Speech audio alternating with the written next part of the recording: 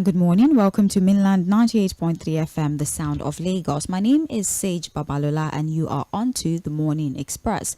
This is a segment of the program that we call Trends in the Papers, 40 to 45 minutes of newspaper analysis across all of our dailies. The Morning Express starts at 5 a.m. all the way to 11 a.m. And just like I said, we have different segments of the Morning Express, each analyzing stories and also giving you an opportunity to be a part of the conversation. For now, what we're about to do is have a look into our dailies or our newspapers, especially focused primarily on the stories that made it to the front pages. We'll have conversations about it, analyze it, refer it, or relate it to previous information that we've had, amongst other things. My name is Sage Babalola, and you are onto Mainland 98.3 FM, the sound of Lagos. We're social, which means we're very active on our social media platforms, especially Facebook and YouTube, that doubles as our streaming platform. So we are streaming the show live on Facebook. You might very well go onto Facebook and join the program. For those of you who are probably in transit, are unable to listen to your radio, or you just don't have access to your radio and you want to be a part of the show, well, join us on social media on Facebook, where it's facebook.com/Mainland 98.3 FM, or just search Mainland 98.3 FM on your social media platforms, Facebook, YouTube, and then you can find us and join the live stream. We're also on X, where we host X Spaces occasionally to talk about issues of national concern and national interest. Our X handle, or Twitter, if that's what you still know it as, is Mainland FM, at Mainland FM. But for now, join us on Facebook at Mainland 98.3 FM. Well, speaking of the stories that we have this morning for you on the front pages of our daily for this episode of Trends in the Papers, we're going to start conversations with the Punch newspaper. And as for analysis, Fuad Said is joining us virtually as we proceed into the conversations for today. Fuad, good morning to you. Thank you for joining us. Good morning. Hey, how are you doing? My name is Want to Catch Me, Fuad. I'm under the weather, but I'm here. Hey, sorry about that. Thank you. Don't worry. And there's this offer on the table. I was hoping to discuss it with you this morning, but maybe I'll wait till tomorrow or next week. Which offer? You want to take me to London, Fuad? I'm ready. I'm ready. Don't worry. I'm ready. It's an offer from Senegal. Eh? Oh, it's to marry Faye. I'm interested as well. I want to be his third wife. You'll be the fourth, though. Sandra already booked the fourth place. No, there's no problem. There's space for all of us. There's no problem. It's even allowed for both. Since we, the new wives, already know each other, there will be no competition. It's interesting to know that you don't have a problem. I don't have a problem. I'll start processing it. Thank you very much. Thank you very much. President's wife. All right. Thank you very much, Fuad. Well, this is still Trends in the Papers on Mainland 98.3 FM, the sound of Lagos. We have our dailies here, the Punch newspaper, Guardian, and Vanguard newspaper. I would like us to kick off conversations today from the Punch newspaper. I apologize for the delay. Okay, I think I have it now because we're using the e-version and there seems to be a tad bit of an interruption with the connection. But still, the front page of the Punch is reporting as the major story here: manufacturers, labor tackle federal government over 240% tariff hike, insist on subsidy. The writers to the story 240% hike affects customers enjoying 20-hour supply. B and B to E customers get subsidy. Band B to E customers get subsidy. New tariff will send manufacturers out of business. Worsen inflation, says labor, organized private sector. So to the story now, manufacturers and organized labor have kicked against the federal government's 240% hike in the tariff payable by electricity users enjoying 20-hour power supply. They insisted on the electricity subsidy, warning that its removal will send manufacturers out of business and worsen inflation.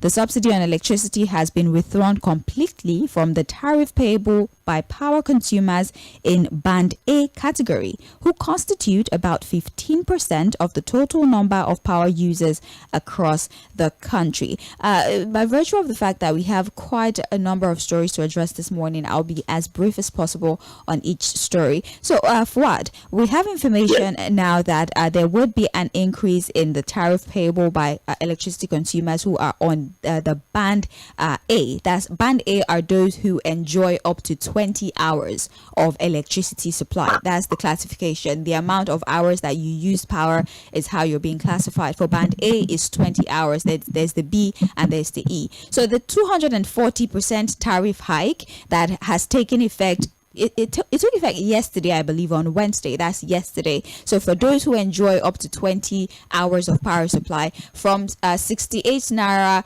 per hour, they're now going to be paying as much as 225 naira for electricity that they use per hour. And just like this report is telling us, organized labor, the private sector, amongst other organizations, are saying that this would worsen inflation. It will make cost of living more expensive, amongst other things. What is your take on this increase, first of all, this classification of electricity users, and also the reaction of the organized labor? Sage, Yes. where have you ever seen it anywhere in the world? Because again, I'm going to be a bit circumspect. I'm going to try and just melodize it and just enjoy myself on the show today, because there's really a lot want to frustrate the mind. Now, but let's just open it up this way. Have you ever seen anywhere in the world where such an announcement is made, where you are increasing people's tariff by up to 240%, and then it's taking effect immediately? I'm going to come to the issue of band A, band B, and band C. We have started again. We're always having different excuses for failure and incompetence. We're not going to start the argument of what is band A and band B and band C. Yeah. And then we'll leave the issue. So those on band B and band C, those ones have been banned to the physical. They may never have constant power. It's band A we are going to be talking about now. So let us ask ourselves, even if you're going to increase tariff, you're going to do a 240% increment, and you expect it to take effect immediately. Forget about whether it's okay. So the people in band A, they are not Nigerian. They don't deserve to be treated properly. And then a lot of the guys, if you even ask those guys who are on the so-called band A, a lot of the customers have said that, look, they don't even enjoy the 20 hours power supply. That's why you can see that even in the neck arrangement now, they are saying they are going to downgrade some people to band B and band C. What is all of this confusion? It is just to show that, look, these guys are not ready to do the right thing. And look, see, when we keep talking about the foundational problem of some of these things, you know what we're saying. There was this article I sent to you about how the power sector privatization was done fraudulently. When the foundation is wrong, you can't build on nothing. When the foundation is zero, you will always get zero, no matter what you try to do. Because again, the reality has shown that, look, the entire power sector is completely muddled up. It's messed up. There are too many vested interests, and that's why the right thing can never be done. Because what this announcement has shown is that, look, constant power supply in Nigeria is an illusion. It may never happen.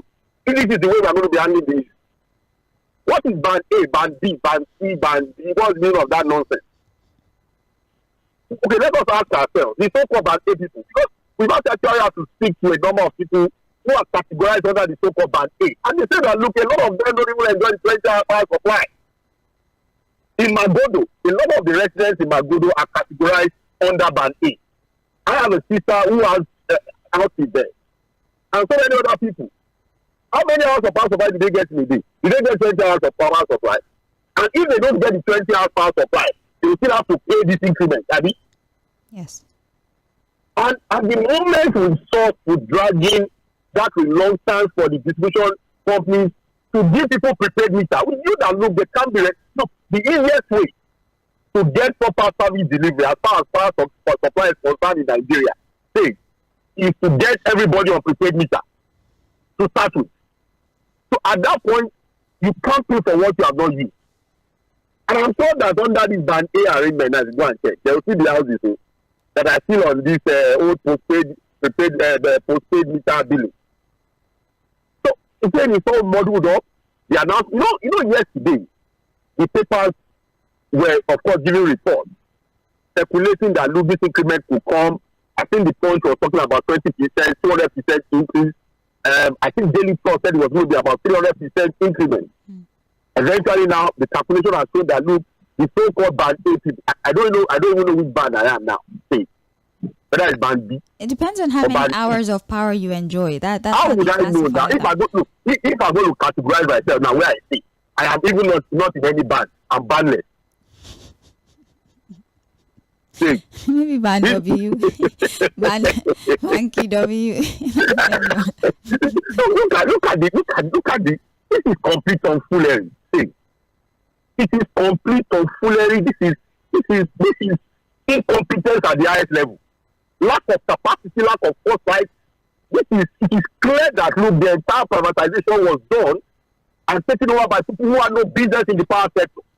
It's completely clear now from what we are seeing. We are not talking about band A, band B, band C. I'm saying that from the power supply in my own household, I am bandless. And I tell you that. Okay, so people that, for example, like 2-3 weeks, they've not gotten any power supply. What is their own band? Since we have started to beat band up and down now on power supply. Can you see that we are not even ready for anything? And most of the guys on the so-called band A are guys in your bank centers and in industrial areas, manufacturers. You understand? People who are also supposed to leverage on some form of power subsidy to encourage production, to help with employment and tackle inflation. Yeah, this is going to put us into more trouble. We are still dealing with subsidy removal of petrol. We have not gotten out of that problem. Another one has come. And then you see some megalomaniacs of government celebrating shenanigans. And they are banned over here. You go and check your ban. Somebody was even posting, one of their so-called megalomaniacs on social media was now saying that if you should go and check your ban. I think what kind of nonsense is this? Well, we knew that when it became very difficult, the simplest thing as to giving people to pay meter, we knew that this was going to happen eventually because of complete confusion in the power sector. The grid is still collapsing. Gas supply is a problem. We are not getting enough investment with gas exploration to supply to the generation companies. The generation companies are not able to do anything. They are so incompetent. From HKDC to EKDC, but every one of them are completely incompetent. People are still buying their transformers. See, while we are talking about bands, cables for people are still replacing their own cables. People are still buying poles. And we are talking about band A, band B, band C. And then we'll now talk about band W eventually. It's so completely confused. It's messed up completely. And that's what corruption can do. Say. You know, I keep saying that, look, you cannot quantify the effect of corruption. This is exactly what we are talking about. Go and read the article I sent you and also listen to what President Muhammadu Buhari said about the privatization of the power sector. These guys have held the country by the jugular, and I'm sorry, we are trapped. Well, allow me to just read the part of the reports that highlights everything that have been said, so it's not like we're the ones saying these things. It's in the report here. Now, the subsidy on electricity has been withdrawn completely from the tariff payable by power consumers in Band A category, who constitute about 15% of the total number of power users across the country. The government announced the hike in the electricity bill at a press briefing in Abuja by the NERC on Wednesday, adding that those affected will now pay a tariff of 225 naira per kilowatt hour, up from the previous rate of 28 naira per kilowatt hour, representing about 240% increase. The government declared that this decision took effect from Wednesday, which was yesterday. I just needed to put that out there, that this is no notice, no engagement, no nothing. It was announced and it took effect that same yesterday. Immediately. Yes. So, but they're still saying that those on band B to E are going to enjoy some form of subsidy for now. Who are the band B and band C? Maybe those that enjoy 10 hours, 6 hours. Let me ask you a very simple question. Where you say you are on band what? Zebra. Band zebra, because you don't even know. We've not had life for like 2 days now, so we're like on band zebra. What is your band? Now that you have not gotten life for 2 days. Boys Before Flower Band. Music. I know the sad part is that if you are not on prepaid meter, they will still bill you based on their own band confusion assumption. because they will still bill you. So if for example now you are categorized as band B, and you are said that for 2 days now you have not gotten power supply, and if it's so bad that you are not even on prepaid meter, you will still have to pay based on this their user calculation. Nobody is talking about service delivery. It's all about money. They just want to make money from people. And that's why people are even reluctant to pay. Then they will not come and say people are owing them. People are going to owe when the service has not been delivered. People will enjoy to pay when they see service delivery. Where is the service? Everybody is complaining. Okay, the people of Masoluku now, what brand are they? Mr. Kagwena has been complaining for how many months now? They are banned what? Banned why? You can see how we have just we turned everything to a complete joke. It's complete tomfoolery. Those guys have become so ridiculous.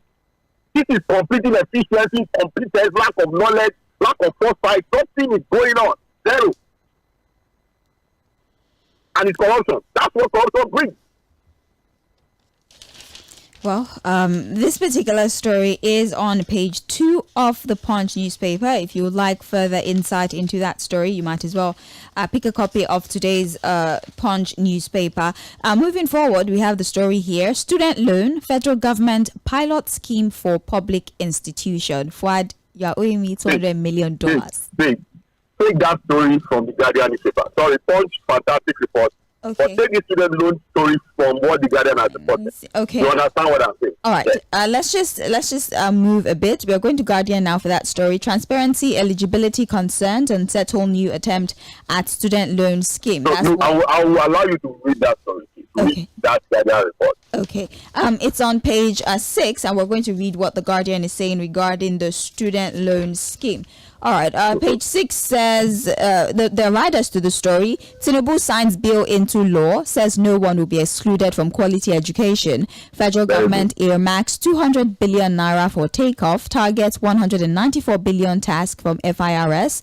Scheme to benefit 140,000 in first year, says 𝐴Honour. Provisions downplay high unemployment problem. Now, prospective beneficiaries who are anxiously waiting for the student loan scheme of the federal government may have to wait much longer, as issues of eligibility, amounts to be disbursed, and its modalities are far from resolved.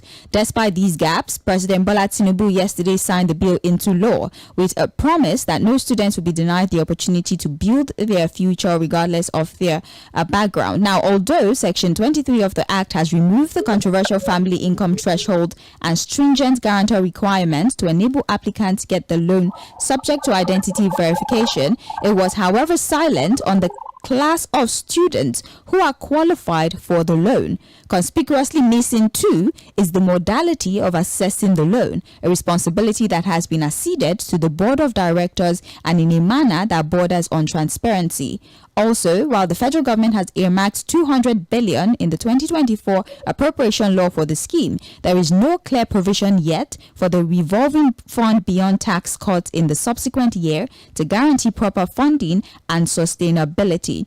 Why do you want me to No. But do you understand my point now about this? Yes, I do get your point that yes, there is a lot of questions about it. Although they say they're just testing the scheme, they're starting with only public universities. Wait, now you are testing with what? Okay, what is the eligibility criteria now? What is the eligibility criteria? Let's ask ourselves. How much can a student access now? Has that question been answered? No, sir. What makes you eligible? Let's ask ourselves. How many students can come on the platform immediately? Look, I would say it's a good attempt because, again, at least we are making some progress. The president has assented to the bill. But if at the point of assenting to that bill, these questions are still not answered, you ask yourself, what exactly are we doing? I thought that, look, at the point of assenting that bill, these are questions that would have been completely answered. All I's would have been dotted, all T's would have been crossed.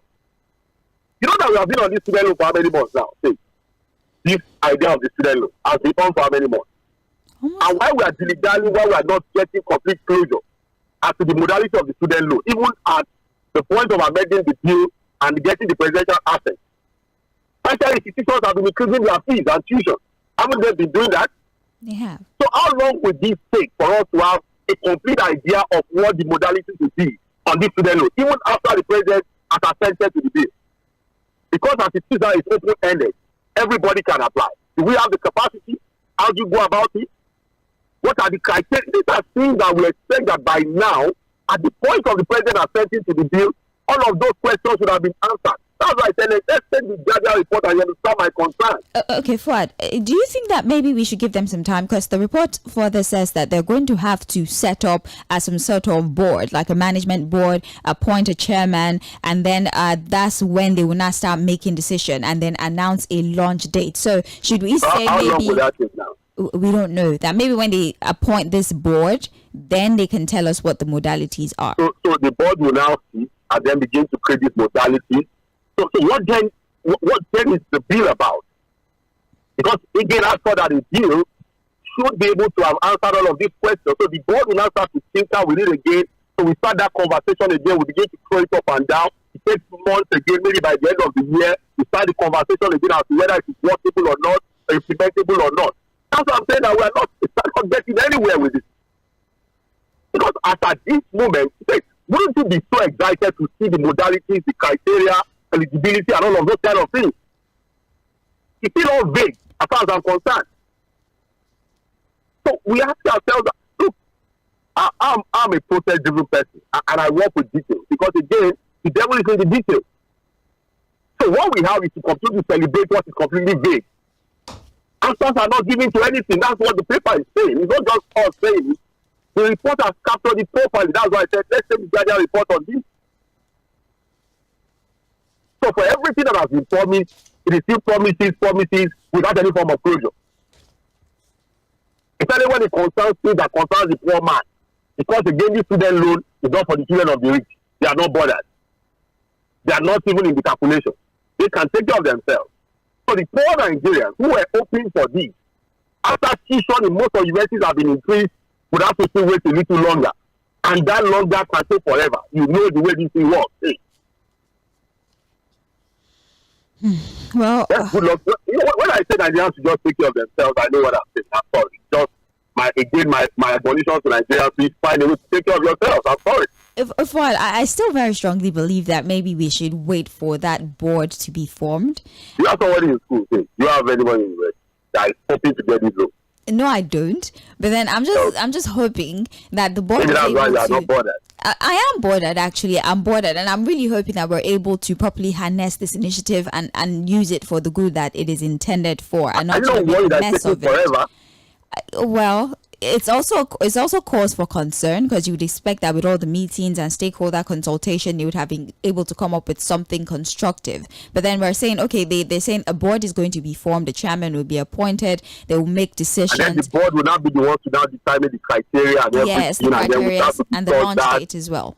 And then the board cannot come with something that will now discover is not implementable, and then the conversation starts again, and then we'll go on and on and on. Maybe 2027, the will come up. I mean, let's wait. Nigerians are used to waiting. We should wait on this one. All right. That particular story is on page 12 of the Punch newspaper. We're live on Facebook, like I said earlier. We're streaming the program live, so please go to our Facebook platform, facebook.com/mainland 98.3 FM. You can join us. You can actually start dropping your submissions using the live chat option if you like. When we start taking contribution, we can double back to the contributions you've dropped now, and then we'll read them live on air. This is Trends in the Papers on Mainland 98.3 FM. My name is Sage Babalola, having a conversation with Fuad Said, and together we are reviewing the stories on the front page of the Punch newspaper. Moving forward, we have this story here. Federal government reopened third mainland bridge. Last mile warns against speeding, and we have we have the story here that says the Lagos State Traffic Management Authority have warned motorists to observe speed limits when traveling along the extensive section of the newly repaired third mainland bridge. This was disclosed in a statement issued by the agency on Wednesday. He urged motorists to obey and observe traffic signs and installed technological equipment connected to traffic. Well, basically, for the third mainland bridge has been open, I believe, after 8 weeks of repair, and a lot of changes have been made. Well, a lot of people who have used the road. I think it's smoother and better now. It's better. But then, for drivers, exactly. Be careful. Yeah. Because when they see photo now, some of them will turn themselves to Formula One. And doing Vin Diesel. I beg you. So I think what last man said is very important. You know, our drivers should not say, oh, because I want to tell. You know the way our people they start being reckless on it. So, it's good to that. That's where they start their Formula One. What's the name of this popular driver? Vettel and Co will start. That's not Formula One road, though. It's and then they must understand that we have the lagoon. You know, so please, they should not put endanger people's lives. It's good to drive on a very good road, but again, caution is very key. It's very, very important. Anyways, that is on page 6 of the Punch newspaper. We are going to check the story here that says steady dollar supply pushes naira to 1,262 naira to a dollar. I mean, that's some sort of great news, I believe. The naira on Wednesday continued its gain against the United States dollar, appreciating both at the official foreign exchange and parallel market, to the delight of many Nigerians. At the Nigerian autonomous foreign exchange markets, the naira gained 16 naira or 1.26% as the dollar was quoted at 1,262.85 naira to a dollar. The report further highlights the majority of the steps that have been taken by the CBN to achieve this particular feat. You know, they spoke about how foreign exchange policies that were implemented by the CBN boost the strength of the naira against the dollar. Also, the abolishment of the market segmentation and the collapsing of all of it into the investors and exporters window. Also, the directive that was given to the international money transfer operators to quote an exchange rate for naira payouts to beneficiaries based on prevailing market price.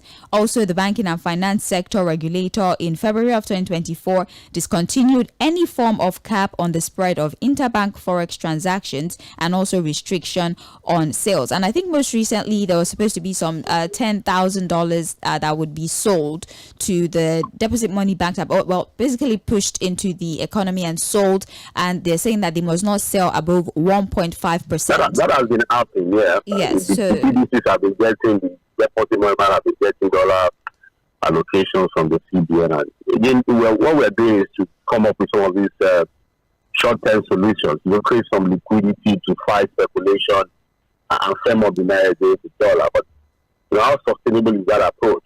I thought that we should look for a more sustainable, more organic, more natural way of earning forex into the economy. You understand what I'm saying? Yes, this is needed because there has to be a short-term solution. There's something has to be done to fight the free fall. But while we are doing that, serious work is needed to now look at the more sustainable processes and ways of getting inflow of forex into the Nigerian economy. Diversification, complete reforms of the oil sector, reforms of the power sector, of course, the solid mineral resources of the country also have to be addressed. We have to be looking at the authority. But again, all of that will also come from our ability to be able to secure Nigeria. So security would be the problem, really, if you also get to some of these things done. So a lot of work for us to get to that point where we can say, yes, we are now on track. But at least for now, this is a short-term solution that we should encourage that and hope for more. We are hoping that this will at least get the dollar to drop below 1,000, equally maybe return us to the 750 era, then we can then find a way to consolidate on that. All right, well, but as it stands right now, the exchange rate is 1,262 naira to a dollar, and it's on page 22 of the Punch newspaper. There's a story here that says surrender like Okwama monarchs, CDS tells suspected killers. That is that particular headline. Now, the Chief of Defense Staff General Christopher Musa on Wednesday said the traditional ruler of Ewu Kingdom in Delta State, His Royal Majesty Clement Ogenerukewe Ikolo Irukwe I, took the best decision by turning himself in after being declared wanted by the military in connection with the killing of 17 soldiers in the Okwama community of Uheli South Local Government Area of Delta State. And the CDS has advised the 7 other suspects declared wanted to take a cue from the monarch and equally turn themselves in. That's the primary story. I listened to the Chief of Defense Staff, General Christopher Musa, on TV. And of course, we'll continue to say we are in solidarity with the military. We sympathize with the families that have lost their loved ones who are heroes, who keep putting their lives on the line to secure Nigerians and make us sleep with our two eyes closed when there's trouble. But see, I listen to him carefully, and I think to some extent this issue is still not being handled properly, and I'll tell you why. He said, look, he has not denied the fact that, look, that entire community is still under siege. He calls it cordon. He said what is being done in that community now is what they call cordon and what? Search. And that after they have concluded that, people will now be allowed back into that community. That was what he said. That what they are doing now is what they call cordon and search. Now the question is this incident happened on March 14. How many days has this operation taken? How big is that community? And to what level of respecting the rules of engagement can we get as assurances from the military on this particular one? That's number one. Number two is this: where are the members of that community? Because what he said is that until that operation has concluded, nobody will be allowed back into that community. So where are they now, the community members? Are they in an IDP camp? Are they kept somewhere safe? I'm talking about the innocent members of those communities. Because unless what we are saying is that every member of that community is culpable and so should be punished. And that would now bring the conversation of what? Collective punishment. Yes, he said that, look, the military is very professional. Yes, and we agree. We have a very professional military that does their job, to the best standards. But I think the question on what is happening in that Oklahoma community, especially when it comes to the issue of rules of engagement and the doctrine of collective punishment. Because again, there are no clear timelines to when this operation will end. Because whether we like it or not, there will still be some innocent members of those communities. Yes, we agree that the so-called traditional leaders have been declared wanted have done the right thing by turning themselves in. And then there are others that have been encouraged to do the same. If they don't do it, the appropriate authorities will go after them and fix them out and make them face the law. And you know what thing? The military is also an interested party in this matter. They can't be the investigator, they can't be the prosecutor, the judge and the jury in their own case. Because whether we like it or not, we are still a country governed by law. And the rule of law has to be followed in everything we do. Because we practice a constitutional democracy that should guide every one of us. Like I said, we are in solidarity. What had happened on March 14 was condemnable, despicable, should never have happened, and we urge that the right thing should be done by seeking out this perpetrator of this crime and punish them appropriately. But again, we still have to follow the rule of law.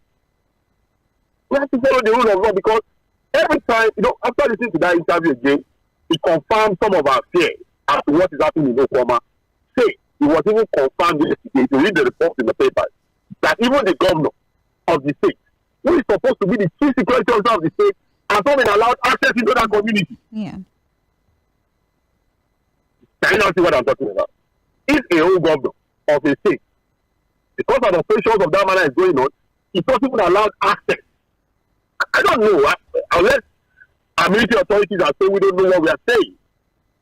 Yes, we understand the emotions that come to this. We saw the emotions on General Musa yesterday, talking about the fact that some of these soldiers have pregnant wives, some of their children are going to, come to the world not knowing their fathers. It's not have been killed in that manner. They are coming there, for peacekeeping. And he also talked about the fact that, look, most of these guys, we keep saying these things too. That little problem they used to solve will become a bigger cancer that you now have to continue to deal with. We have not been able to tackle oil theft. In this same country, we have emboldened former militants to now be the ones in charge of our pipeline. Musa was saying it yesterday that some of these criminals in the Niger Delta have amassed enough money from oil theft, bunkering, and all of that, and have bought weapons. Because we said it when this incident happened that, look, this cannot be the handwork of ordinary people.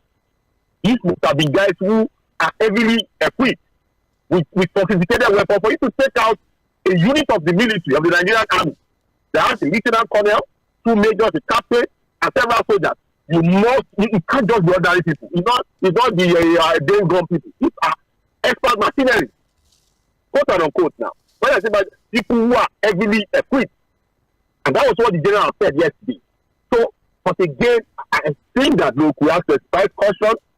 We have to be careful the way we handle this matter, so that in trying to solve one problem, we don't create another problem that might not be too big for us to handle. I know what I'm saying. Caution is needed in this matter. All right. That particular story is on page 7 of the Punch newspaper. This is still trends in the papers on Mainland 98.3 FM, The Sound of Lagos. We're live on Facebook, facebook.com/Mainland 98.3 FM. Finally, for Punch, we have customs first quarter revenue surpasses 1 trillion naira. Rice tops 10 billion naira seizure. The Nigeria Customs Service on Wednesday announced 122.35% increase in its first quarter 2024 revenue when compared to the same period in 2023, stating that it raked in 1.34 trillion between January and March this year. In the first quarter of 2024, the NSC demonstrated remarkable performance in revenue collection. Total revenue collected during the period amount to about 122.35% compared to the same period last year. Well, basically, for our customers just declaring the revenue that they've made in the first quarter of the year, and they're saying it surpasses the 1 trillion naira that was the initial plan by some 34 billion. Okay, now, so after the revenue, what happens? The revenue goes into reckless spending. No, yes, now, So at the end of the day now, we make all of this money, the customer will start. This money is coming from the pains of the people. Serious pains inflicted on Nigeria.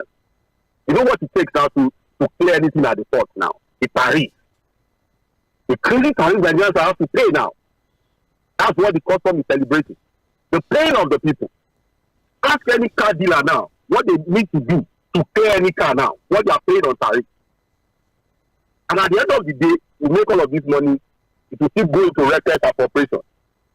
The renovation of houses 5 billion, building of car parks 6 billion, buying of SUVs, buying of computers every year.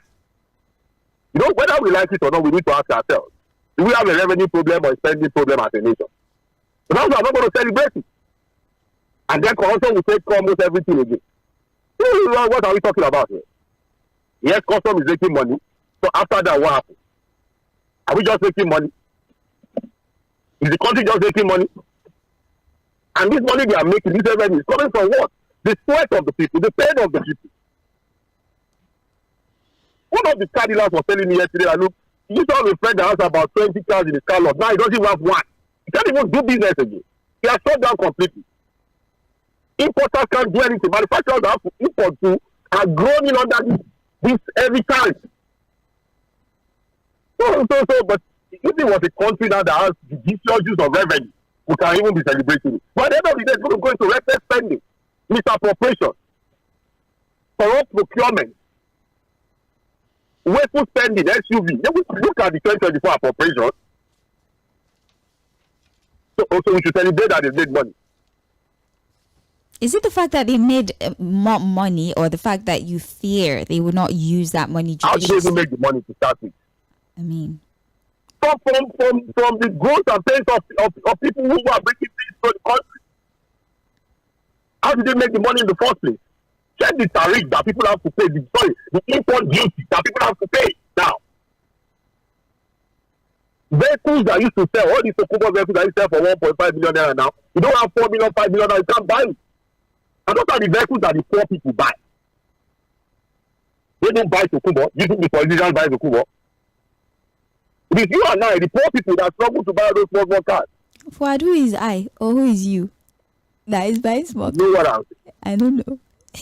And then after the pains of the people, you make all of this revenue, it goes into the federal allocation, it is shared at every level, it is squandered. It is squandered.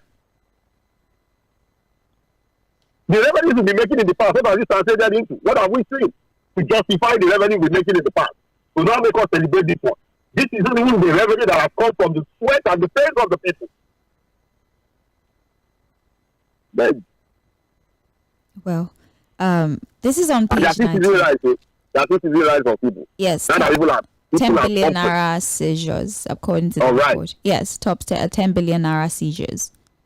And then they will now resell, and then people come and count themselves and kill themselves, trying to buy cheap price. We don't know what we are doing. We are not serious. It's the procedure that bothers you, right? It's the mode of your operation the that bothers procedure and you. what will eventually happen to the money that has been made based on precedent and it current happening. Okay. I mean, we're not here when we're talking about the budget. Yeah, I mean, Where car park is being built for 6 billion, where legislators were buying things of 160 million naira each. The thing goes money. So that's some of the just that if you want to eventually go into this appropriation, the governors are still doing their own. The local government chairmen who are non-existent are also doing their own, and Nigerians are suffering. well, page 19 of the Punch newspaper has that story, and that's about it for the Punch, really. Those are the primary stories on the front page of the Punch newspaper. With the very limited time that we have left, I would like us to segue to the Guardian newspaper, with the top story being the electricity story that we reviewed earlier in the Punch. 2 million households to pay 225 naira per kilowatt hour as prepaid meters may hit 300,000 naira. And the Guardian, of course, gave us a graphical representation of the amount of registered customers in the country as 5.8 million. That's out of the 13.2 million registered electricity user. We have just about 5.8 million that have access to meters just this March. And also that 8 million consumers are still being billed arbitrarily. So, and also they gave us an increment in the prices of meters from 2013 to 2024. And according to this particular report here, liberalized markets may push prepaid meter prices to as high as 300,000 naira. That is, of course, amidst the 225 naira per kilowatt hour that the Band A individuals would be paying. So you can check that on the front page of the Guardian newspaper and the full story. Good luck to the Band A people. Thank God I have no band. You have band, what? You have band. You need band. Okay, you said for almost 2 days now you've not gotten power supply. So what band are you? Banky W. Banky W. We have the story here, Fuad, on page 3 of the Guardian that says Abure reportedly escapes assassination, home gutted, and is on page 3 of the Guardian. Let's look at that very briefly. National chairman of the Labour Party, Julius Abure, yesterday reportedly escaped an assassination attempt on him at his Abuja home. It was gathered that the residence was also gutted by a mysterious fire, which started a few minutes after 1 a.m. while Abure and his family members were fast asleep. Now, according to a relative who narrated the incident, the family were awoken by the alarm raised by neighbors and security men living in the compound, and they had to take down the windows as the fire had reached the staircase. I believe that the National Publicity Secretary of the party, Obiora Ifo, is actually the one who insinuated that the incident was an assassination attempt and that the family have been taken to a hospital to get themselves checked just in case, but there was no casualty or no serious injury to any of the family members of Julius Abure. Fuad. No, we know the appropriate authorities will investigate if a report of an assassination attempt is eventually made to the police. I said I'm going to get on this, look at all of the circumstances that led to what has happened. Luckily, nobody has lost their lives in this particular one. We are happy that Mr. Julius Abure and his family are safe. And whatever would have happened, they are recuperating and should be well and fit. So that's on the insinuation or the allegations that it could have been an assassination attempt. But I think that the Labour Party needs some soul searching. When I talk about the Labour Party now, from even the presidential candidates in 2023 elections, Mr. Peter Obi needs to ask himself what's next, as far as the Labour Party is concerned, and his own presidential ambition, because it's clear that he's also pushing on his ambition, his movement, what has been doing in recent time, automatically shows that he may be pushing again in 2027. So will he be pushing with the Labour Party And then we need to also, I think the Labour Party too, Mr. Julius Akure needs to ask himself, if it's about service to the people, if it's about getting a vibrant opposition political party active, why all of this crisis? Why does he want to stay there at all costs? And then we also have to ask the NLC what's also their own intention. They claim to have founded this party.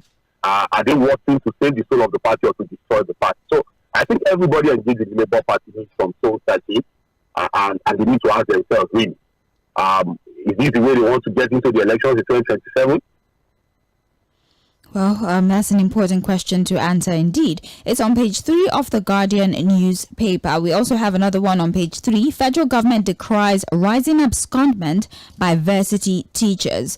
Abu seeks legal redress. TED Fund spends 76,761 million on foreign scholarships in the first quarter of 2024. Exactly. So the federal government have decried the alarming and rising cases of abscondment by academic staffs of various universities sponsored for training in foreign country, even as the authority of Ahmadu Bello University Zaria confirmed taking legal action against these lecturers who absconded after studying abroad via Tertiary Education Trust Fund scholarship. We don't really have time to go through the entire story, but basically they take these university lecturers outside the country or sponsor them to study abroad, and once they complete their program, they just japa.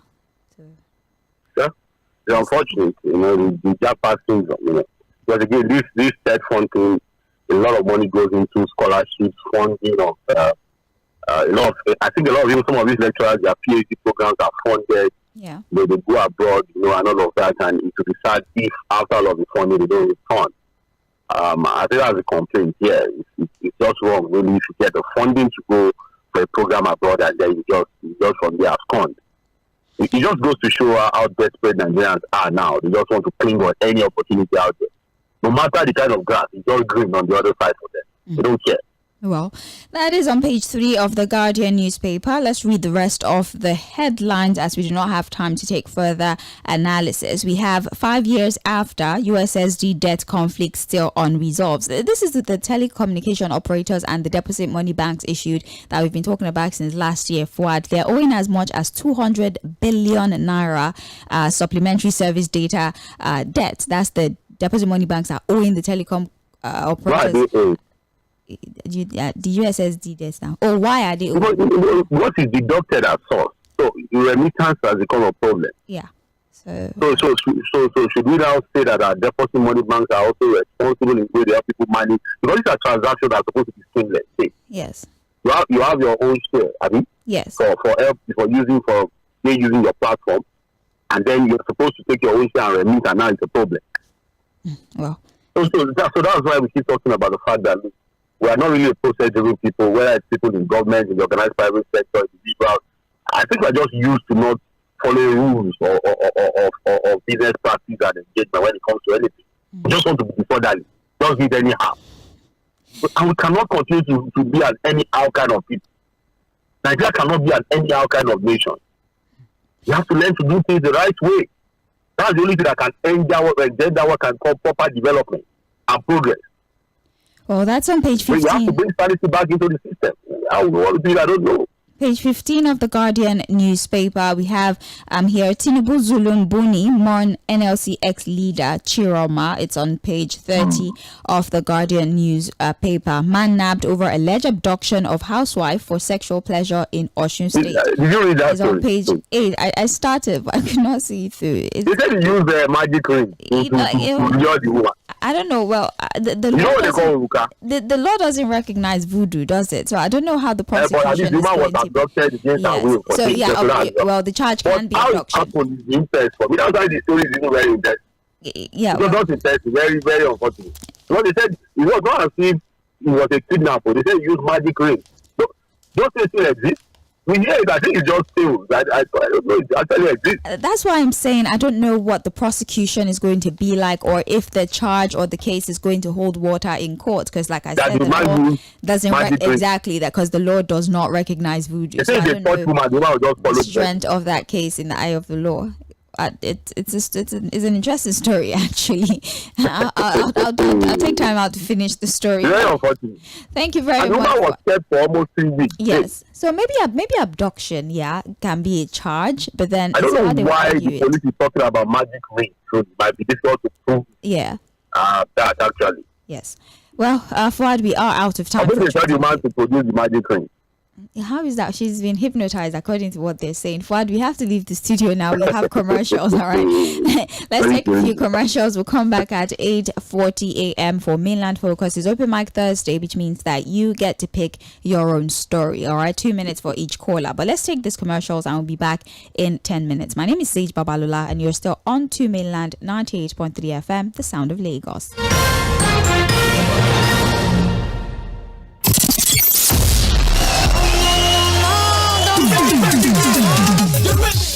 Nostalgic feeling on radio. Introducing classic hits from way back.